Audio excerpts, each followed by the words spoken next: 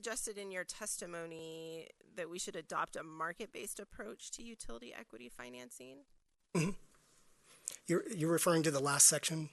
Yes. Yeah. So can you just explain that to me a little bit more, what that would look like, yeah. what that might mean for a process in terms of our cases? Yeah.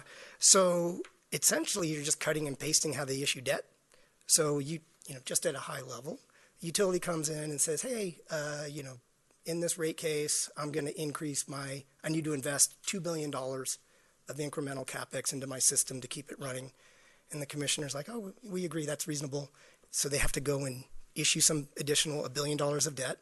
Just assume for talking purposes, it's 50-50 debt and equity, just to keep it simple.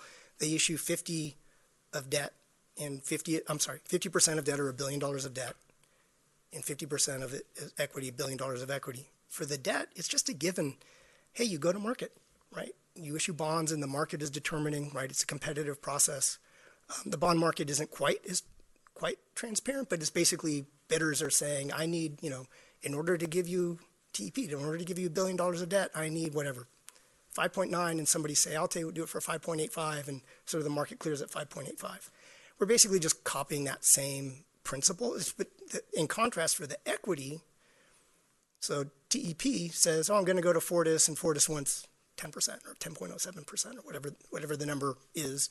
And then there's a negotiation with the regulator, and that's how it's determined. It's just a regulatory discussion. There's an age-old principle, regulation from the days of Edison and Samuel Insull and so forth. Regulation is a surrogate for competition. In other words, where you can have competition, it's always preferred.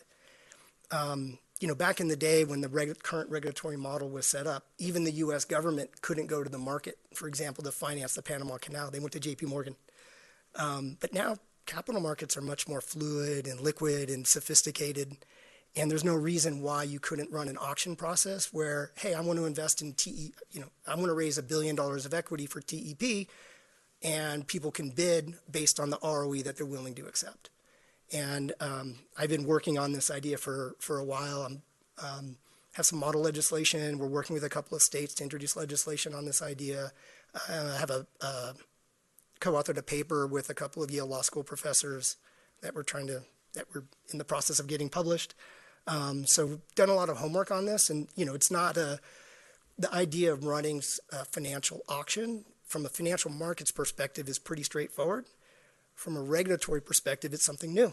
But regulation has a history of introducing new ideas, competitive wholesale markets, retail competition, net energy metering, all kinds of innovations. And this is just following in that path.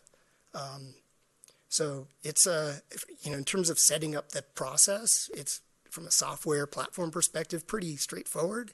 It's more the regulatory impetus, like, hey, let's do this. Utilities, you have to do something like this. Hope that answers your question. And have any other states adopted this approach yet? No, but several are considering it. Okay. Yeah. I don't have anything further.